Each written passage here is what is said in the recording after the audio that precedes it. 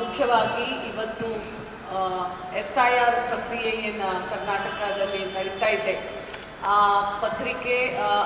ಪ್ರಕ್ರಿಯೆ ಪರೀಕ್ಷೆನ ಮಾಡಲಿಕ್ಕೆ ನಮ್ಮ ಕರ್ನಾಟಕ ಪ್ರದೇಶ್ ಕಾಂಗ್ರೆಸ್ ಕಮಿಟಿ ವತಿಯಿಂದ ನಮ್ಮ ಅಧ್ಯಕ್ಷರು ಮಾನ್ಯ ಶ್ರೀ BK ಹರಿಪ್ರಸಾದ್ ಅವರು ಪೂರ್ತಿ ಇಡೀ ಕರ್ನಾಟಕ ರಾಜ್ಯದಲ್ಲಿ ಸರ್ಕಾರ ವತಿಯಿಂದ ಏನು ನಡೀತಾ ಇದೆ ಇದು ಆ ಒಂದು ಭಾಗ ಬಿಟ್ಟು ನಮ್ಮ ಪಕ್ಷ ವತಿಯಿಂದ ಕೂಡ ಇದು ಸರಿಯಾಗಿ ನಡೀತಾ ಇದೆ ಇಲ್ವಾ ಅಂತ ನೋಡಲಿಕ್ಕೆ ನಮ್ಮ 5-6 ಎಕ್ಸ್ ಸೆಕ್ರೆಟರೀಸ್ಗೆ ಪ್ರತಿಯೊಂದು ಒಂದೊಂದು ಭಾಗ ಕೊಟ್ಟಿದ್ದಾರೆ.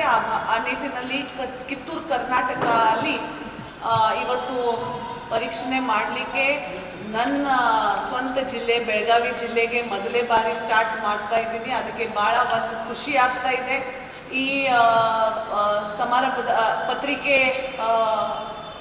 ಕಾನ್ಫರೆನ್ಸ್ಗೆ ಉಪಸ್ಥಿತಿ ಇರ್ತಕ್ಕಂಥ ನಮ್ಮ ಅಧ್ಯಕ್ಷರು ಶ್ರೀ ವಿನಯ್ ನವಲ್ಗಟ್ಟಿ ಅವರೇ, ವೇದಿಕೆ ಮೇಲೆ ಇರ್ತಕ್ಕಂಥ ಎಲ್ಲ ಫ್ರಂಟಲ್ ಸೆಲ್ಸ್ದು ಮತ್ತು ಎಲ್ಲ ಗಣ್ಯಮಾನ್ಯರಿಗೆ, ಮುಖ್ಯವಾಗಿ ಇವತ್ತು ಪ್ರಿಂಟ್ ಮೀಡಿಯಾ ಜಾಸ್ತಿ ಬಂದಿದೆ ಅಂತ ಹೇಳಿದರು. ಸೊ ಅದಕ್ಕೆ thank you for coming and covering this process and this media conference for all of us.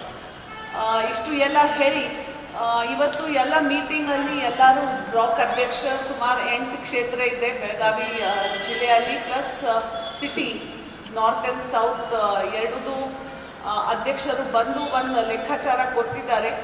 ಆದರೆ ಕೂಡ ಐ ಥಿಂಕ್ ಸಾಕಷ್ಟು ಅಸೆಂಬ್ಲಿ ಕಾನ್ಸ್ಟಿಟ್ಯೂಯೆನ್ಸೀಸ್ನಲ್ಲಿ 60 ಮೇಲೇ ಡಿಜಿಟೈಸೇಷನ್ ಆಗಿದೆ.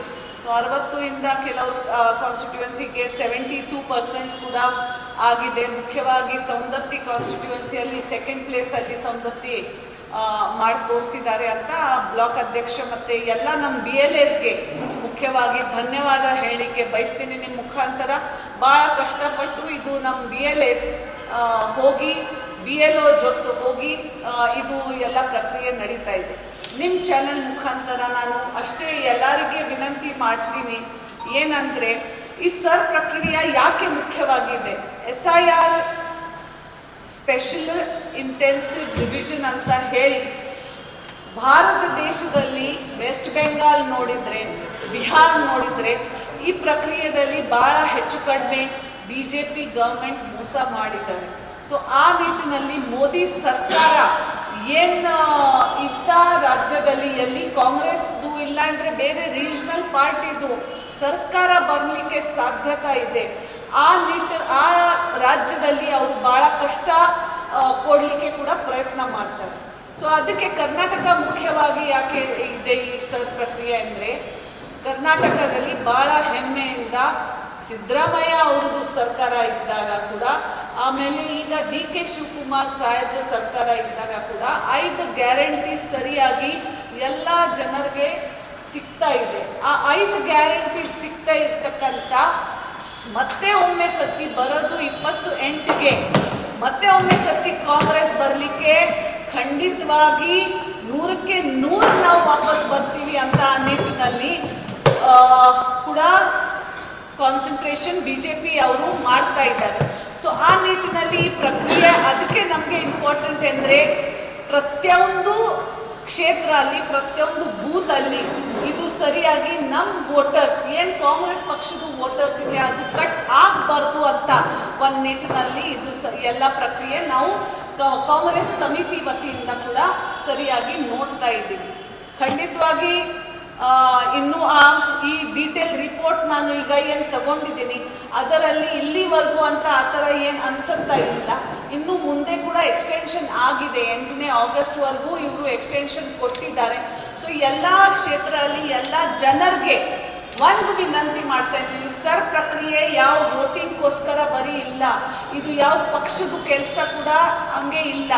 ಇದು ನಿಮಗೆ ಸಿಕ್ಕದು ನಾಗರಿಕತ್ವ ಸಿಟಿಸನ್ಶಿಪ್ ಹಕ್ಕು. ಆ ಹಕ್ಕು ನಿಮಗೆ ಸಿಕ್ಕಬೇಕು ಅಂದರೆ ಈ ಪ್ರಕ್ರಿಯೆಯಲ್ಲಿ ನೀವು ಖಂಡಿತವಾಗಿ ವಿದೌಟ್ ಫೇಲ್ ಭಾಗವಹಿಸಬೇಕು. ಯಾಕೆಂದರೆ ಇದು ಈ ಪ್ರಕ್ರಿಯೆಯಲ್ಲಿ ನಿಮ್ಮದು ರಿಜಿಸ್ಟ್ರೇಷನ್ ಆಗಿಲ್ಲ ಅಂದರೆ ನಾಳೆ 1 ತಿಂಗಳ 2 ತಿಂಗಳ 3 ತಿಂಗಳ ಆಗಿದ್ದ ಮೇಲೆ ಇದೇ BJP ಕೇಂದ್ರ ಸರ್ಕಾರ ಮತ್ತೆ ಹೇಳ್ತಾರೆ ನೀವು ನಮ್ಮ ದೇಶದ ನಾಗರಿಕ ಇಲ್ಲ ಅಂತ. ಆ ಪರಿಸ್ಥಿತಿ ನಿಮ್ಮ ಮೇಲೆ ಬರಬಾರ್ದು ಅಂತ ಅದಕ್ಕೆ ಈ ಸರ್ ಪ್ರಕ್ರಿಯೆ ಭಾಳ ಇಂಪಾರ್ಟೆಂಟ್ ಇದೆ. ತಾವು ಎಲ್ಲರೂ ಪ್ರತಿಯೊಂದು ಮನೆಯಿಂದ ಯಾರ್ಯಾರು 18 ಮೇಲೆ ಇದ್ದೀರಾ ದಯವಿಟ್ಟು ಅದು ರಿಜಿಸ್ಟರ್ ಮಾಡಬೇಕು ಅಂತ ಕೂಡ ಒಂದು ಕಡ್ಡಾಯವಾಗಿ ನಿಮಗೆ ಹೇಳಲಿಕ್ಕೆ ಬಯಸ್ತೀನಿ. ಬರೀ ಇದು ಸಿಟಿಸನ್ಶಿಪ್ ಅಲ್ಲ, ನಿಮ್ಮ ವೋಟಿಂಗ್ ಹಕ್ಕ ಅಲ್ಲ. ನಾಳೆ ನಿಮ್ಮ ವೋಟರ್ ಲಿಸ್ಟ್ ಅಲ್ಲಿ ಹೆಸರು ಇಲ್ಲ ಅಂದರೆ ಕೂಡ ಈ 5 ಗ್ಯಾರಂಟೀಸ್ ಏನಿದೆ ಸರ್ಕಾರದ್ದು ಅದು ಕೂಡ ಕೊಡ್ಲಿಕ್ಕೆ ನಿಮಗೆ ಸಾಧ್ಯ ಆಗಲ್ಲ. ಯಾಕೆಂದ್ರೆ ವೋಟಿಂಗ್ ಲಿಸ್ಟ್ ಅಲ್ಲಿ ಹೆಸರು ಇದ್ದೇ ಮಾತ್ರ ಇದು ಗ್ಯಾರಂಟಿ ಸಿಗತ್ತೆ ಅಂತ ಕೂಡ ಒಂದು. ಯಾಕಂದ್ರೆ ನಾಗರಿಕತ್ವನೇ ಇಲ್ಲ, ವೋಟರ್ ಲಿಸ್ಟ್ ಅಲ್ಲಿ ಹೆಸರು ಇಲ್ಲ ಅಂದ್ರೆ ನೀವು ನೋಡ್ತಾ ಇದ್ದೀರಾ ಈಗ ವೆಸ್ಟ್ ಬೆಂಗಾಲ್ ಬಿಹಾರಲ್ಲಿ ಯಾರ್ಯಾರ್ದು ವೋಟರ್ ಲಿಸ್ಟ್ ಅಲ್ಲಿ ಹೆಸರು ಕಟ್ ಆಗಿದೆ ಅವರಿಗೆ ದೇಶದಿಂದ ಹೊರಗಡೆ ಹಾಕ್ತಾ ಇದ್ದಾರೆ. ಅವರು ಎಲ್ಲಿ ಹೋಗ್ತಾರೆ ಏನ್ ಮಾಡ್ತಾರೆ ಅದು ಕೂಡ ಸರ್ಕಾರ ಸಂಬಂಧ ಇಲ್ಲ ಅಂತ ಕೂಡ ಪರಿಸ್ಥಿತಿಯಿಂದ ತಂದಿದ್ದಾರೆ ದೇಶದಲ್ಲಿ. ಸೊ ಆ ಪರಿಸ್ಥಿತಿ ನಮ್ಮ ಕರ್ನಾಟಕ ಜನರಿಗೆ ಬರಬಾರ್ದು ಅಂತ ಅದಕ್ಕೆ ನಿಮ್ ಎಲ್ಲರಿಗೆ ಮತ್ತೆ ಒಮ್ಮೆ ಸತಿ ಎಲ್ಲ ಕ್ಷೇತ್ರ ಇಲ್ಲಿ ನೋಡಿದ್ದೀನಿ. ಕಿತ್ತೂರು, ಗೋಕಾಕ್, ಬೈಲ್ಹೊಂಗಲ್, ಸೌಂದತ್ತಿ, ಖಾನಾಪುರ್, ಅರ್ಬಾವಿ ಎಲ್ಲ ಕ್ಷೇತ್ರ ಅಲ್ಲಿ ಸುಮಾರು ಚೆನ್ನಾಗಿ 60 to 75% ನಡೀತಾ ಇಂತ. ಇದು ಡಿಜಿಟೈಸೇಷನ್ ಬರೀ ಇದು ರಿಸೀವ್ಡ್ ಕಾಪೀಸ್ ಅಲ್ಲ, ಡಿಜಿಟೈಸೇಷನ್ ಅಲ್ಲಿವರೆಗೂ ಆಗಿದೆ. So I am very happy.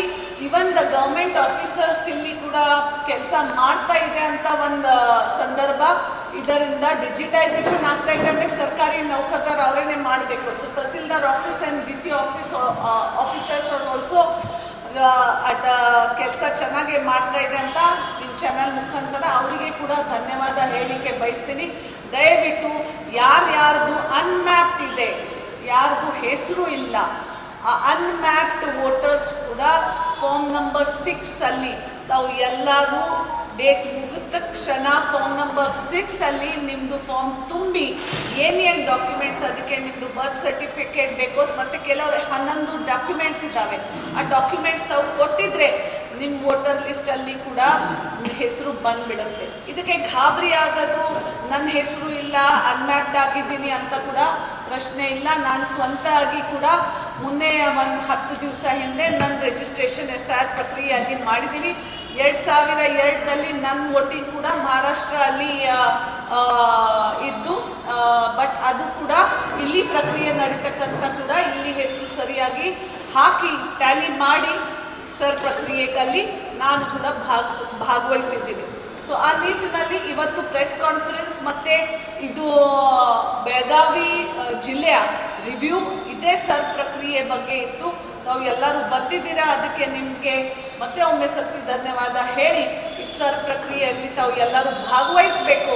ನಿಮ್ಮ ಹೆಸರು ಸರಿಯಾಗಿ ಇದೆ ಇಲ್ವಾ ನೋಡ್ಕೊಳ್ಳಿ ಅಂತ ಇದು ವಿನಂತಿ ಮಾಡ್ತಾ ತುಂಬ ಧನ್ಯವಾದ ಹೇಳಿ ನಾನು 2 ಮಾತು ಇಲ್ಲಿನೇ ಫುಲ್ ಸ್ಟಾಪ್ ಮಾಡಿ